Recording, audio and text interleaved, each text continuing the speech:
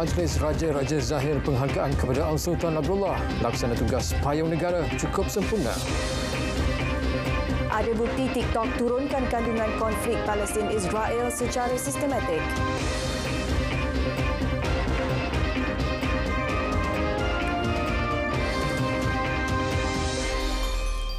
Assalamualaikum dan salam Malaysia Madani. Majlis Raja-Raja menzahirkan penghargaan kepada Yang di-Pertuan Agong Al-Sultan Abdullah Riayatuddin Al-Mustafa Billah Shah kerana memikul tanggungjawab sebagai payung negara sejak 2019 dengan penuh amanah, bijaksana dan cukup sempurna. Al-Sultan Abdullah akan menamatkan pemerintahan sebagai Yang di-Pertuan Agong ke-16 pada 30 Januari 2024. Pengerusi Mesyuarat Majlis Raja-Raja ke-262, Sultan Johor Sultan Ibrahim Sultan Iskandar bertitah, semasa pemerintahan Al-Sultan Abdullah, negara telah mengalami beberapa masalah yang sangat mencabar khususnya COVID-19 dan pergolakan politik tanah air.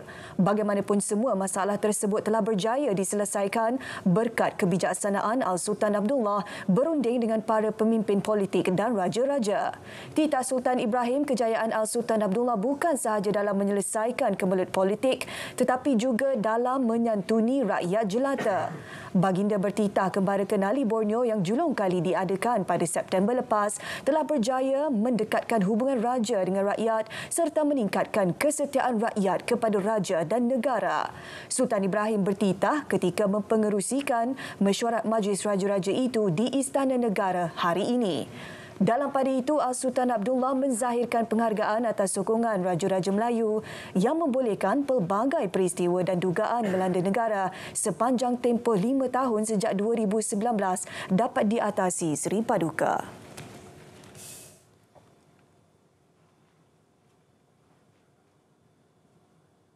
Diplomasi halal, strategi penting dalam meletakkan Malaysia pada kedudukan tertinggi di dalam sektor halal global. Ia juga dapat meningkatkan sumbangan sektor ini kepada 230 bilion ringgit atau kira-kira 10.8% daripada keluaran dalam negara kasar KDNK pada 2030. Wan Rosma Ramli ada butirannya. Pendekatan diplomasi halal ini menekankan kepentingan mengukuhkan hubungan antarabangsa, memupuk kerjasama dan mengharmonikan ekosistem halal di seluruh dunia. Ia merupakan satu rangka kerja baharu yang diusahakan antara Kementerian Luar Negeri, Kementerian Pelaburan, Perdagangan dan Industri serta Halal Development Corporation HDC. Kerajaan mahukan apabila kita membantu negara-negara membangunkan ekosistem halal di tempat mereka, what do we get back? Apa yang kita dapat? So kita nak tengok lebih banyak syarikat-syarikat pemain-pemain industri Malaysia apabila kita membangunkan ekosistem halal di sebuah negara. Pemain industri Malaysia ni berpeluang untuk juga terlibat secara langsung dalam ekosistem halal di negara yang kita bantu itu. Persidangan Perniagaan Halal Dunia WHBC 2023 yang bermula pada 27 dan 28 Oktober di London merupakan antara pemangkin kepada strategi ini. Di UK ini merupakan antara pasaran halal yang besar sebenarnya dan ianya merupakan gateway ke rantau Eropah ini, di mana pasaran 3 trilion US dollar pasaran global halal yang kita tahu ini, setengahnya memang berada di kawasan Timur Tengah dan juga rantau Eropah ini. Bertemakan peluang halal dalam dunia tanpa sempadan, edisi ke-15 ini bakal disempurnakan oleh Timbalan Perdana Menteri Datuk Seri Dr. Ahmad Zahid Hamidi. WHBC 2023 yang akan menghimpunkan lebih 300 penggiat turut meninjau peluang untuk meluaskan diplomasi halal di luar negara serta mengulangi komitmen bagi memperkukuh ekosistem halal global.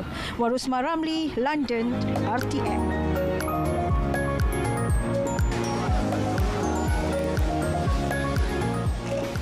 Malaysia bercadang menghantar ahli akademik dan jurulatih dalam bidang TVET ke negara baharu yang berpotensi bagi mendapatkan latihan intensif menerusi program Training of Trainers TOT. Timbalan Perdana Menteri Datuk Seri Dr. Ahmad Zahid Hamidi memaklumkan Korea Selatan dan Turki antara negara yang mempunyai institusi TVET terbaik. Sekarang ini memang kita ada hantar, umpamanya di Germany dan juga di Jepun. Ya. Ini dua negara yang mempunyai kekuatan TVET yang sangat lama hubungan dengan Malaysia. Tetapi kita juga harus explore peluang ini dengan Korea, kerana Korea juga merupakan sebuah negara yang mempunyai institusi TVET yang cukup berpengalaman. Walaupun mereka pernah belajar satu ketika dahulu dengan sebuah negara di Eropah ini, akhirnya negara itu belajar dengan Korea. Cadangan itu bakal dilaksanakan selewat-lewatnya suku pertama tahun hadapan. Datuk Seri Dr. Ahmad Zahid dan juga pengerusi Jawatankuasa Majlis TVET Negara ditemui selepas sesi bual bicara Modal Insan Penggerak Pembangunan Negara, pandangan daripada Pendekatan Ekonomi Baharu Malaysia, anjuran Overseas Development Institute of London. Raja Permaisuri Agong Tunku Azizah Aminah Maimunah Iskandariah berkenan menyantuni 22 pelajar Universiti Islam Antarabangsa Malaysia UIAM berasal dari Palestin. Baginda yang juga Ketua Perlembagaan UIAM meluangkan masa mendengar suara hati kumpulan mahasiswa itu mengenai pergolakan yang berlaku di tanah air mereka. Seri Baduka yang sebab turut menzahirkan rasa duka cita dengan keadaan rakyat Palestin yang dizalimi Zionis dan dinafikan hak di tanah air sendiri sejak sekian lama. Selain mengajak hadirin berdoa, baginda turut berharap tindakan segera dapat diambil pihak tertentu bagi menamatkan kekejaman itu. Tunku Azizah berkenan menerima surat permintaan yang merupakan suara hati komuniti pelajar Palestin UIAM untuk diserahkan kepada Yang di-Pertuan Agong Al-Sultan Abdullah Riayatuddin Al-Mustafa Billah Shah. Pada akhir pertemuan, baginda mengurniakan senaskah Al-Quran kepada setiap pelajar tersebut. Sementara itu, Wakil Komuniti Palestin UIAM Bilal Ahmad berkongsi cerita bersama media bagaimana mereka menghubungi keluarga di Gaza. We are losing contact with them from the beginning of this war. We contact them day by day or 1 week by 1 week, but only messages. We send a message and then they respond after 1 week or two days, 3 days. If they have a chance to send a message, they will walk 2 kilometers to get contact with someone or someone who have internet. Jangan sekat hak bersuara rakyat dalam memperjuangkan isu Palestin. Menteri Komunikasi dan Digital Fahmi Fadil berkata, beliau telah mengarahkan Suruhanjaya Komunikasi dan Multimedia membuat satu teguran keras kepada pengendali aplikasi TikTok yang menyekat kandungan membabitkan konflik Palestin-Israel. Arahan sama turut dikeluarkan kepada Meta. Saya telah meminta pihak MCMC untuk memberi satu teguran yang keras kepada kedua-dua TikTok dan Meta. Sekiranya mereka if they want to play around with us, we will take a very firm stand. Ya, dan ramai yang pada hari ini meminta pihak kerajaan mengambil tindakan yang sangat tegas, dan perkara ini memang dalam pertimbangan. Ya, dan walau apapun, saya ingin tegaskan, kita ada hak bersuara. Kita tidak mahu hak bersuara kita terutama dalam isu Palestin ini dikekang oleh pihak-pihak yang tidak bertanggungjawab. Menyatakan rasa kesyukuran KKD kini dalam usaha mengumpul semua aduan pengguna platform terlibat sebagai bukti tindakan menurunkan kandungan dilakukan secara sistematik. Ini termasuk ucapan Perdana Menteri pada Himpunan Malaysia bersama Palestin Selasa lalu. Fahmi melancarkan tabung kemanusiaan Palestin bagi penjawat awam peringkat Kementerian Komunikasi dan Digital di Angkasa Puri Kota Media. Tabung itu digerakkan selaras seruan Ketua Setiausaha Negara agar setiap kementerian mengadakan kutipan sumbangan sebagai tanda solidariti terhadap perjuangan rakyat Palestin. Malaysia bercadang sertai sesi kenyataan lisan di Mahkamah Keadilan Antarabangsa ICJ Februari tahun depan. Ia bagi mengemukakan kenyataan untuk mendapatkan pandangan berhubung isu Palestin. 30 Disember 2022 yang lalu, PBB telah menerima pakai resolusi 74/247 yang meminta agar ICJ memberi pendapat nasihat atau dengan izin advisory opinion berhubung isu-isu berkaitan Palestin.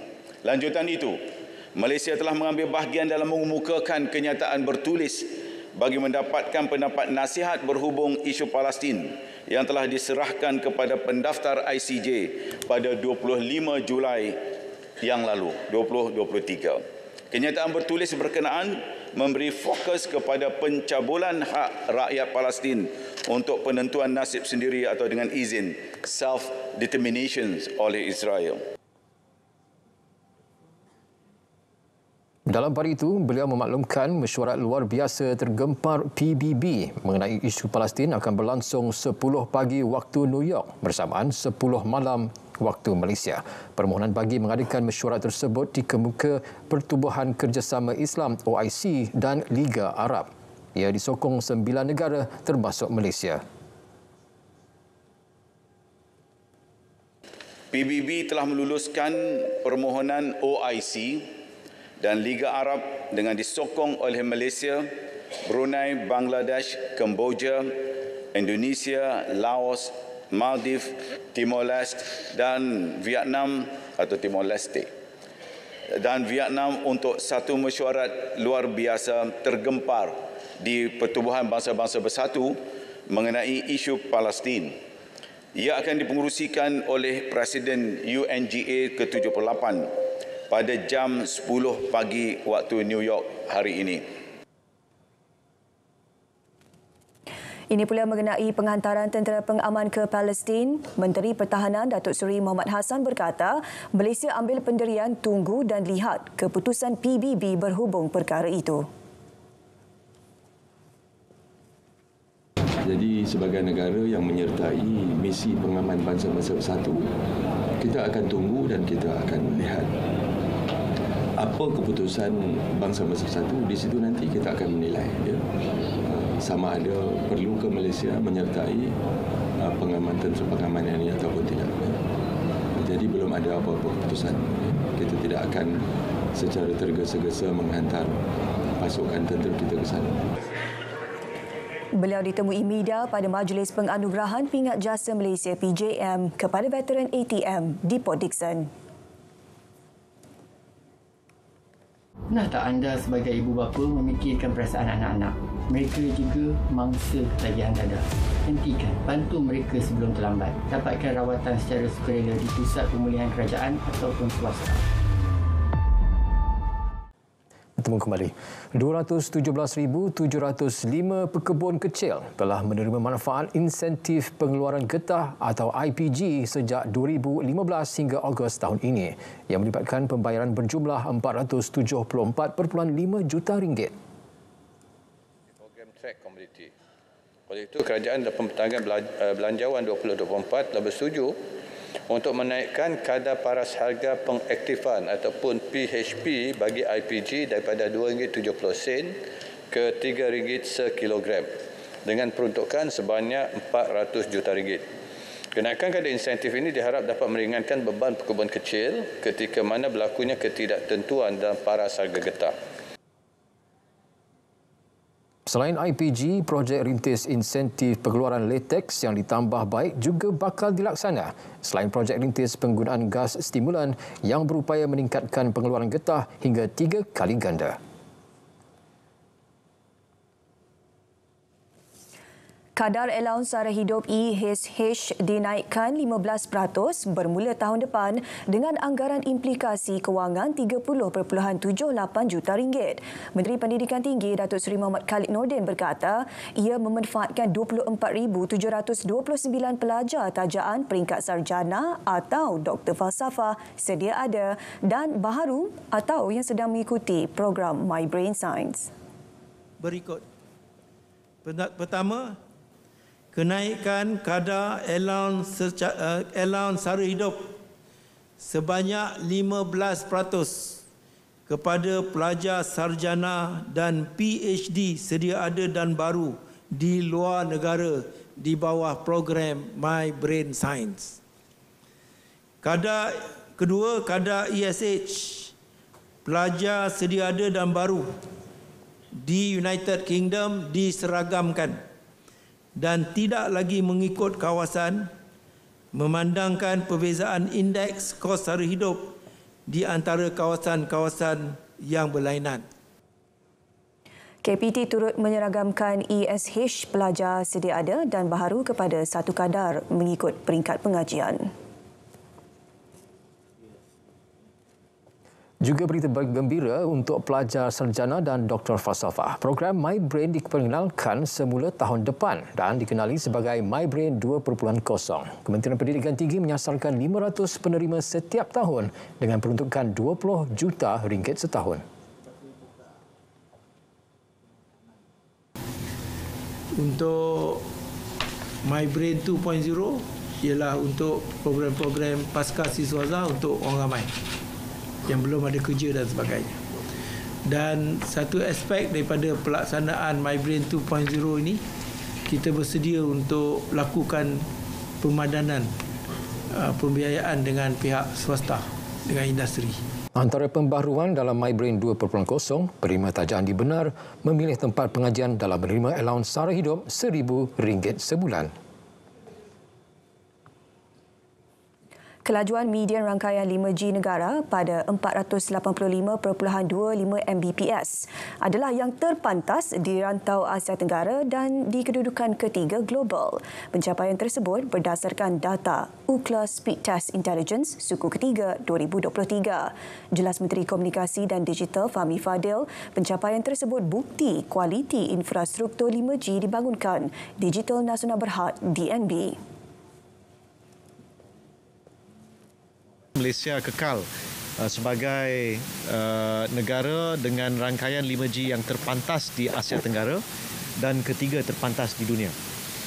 Jadi selain daripada membina rangkaian pada kadar yang sangat-sangat pantas, 7,500 sites insya-Allah within 2 years, which is not done by any other country in the world.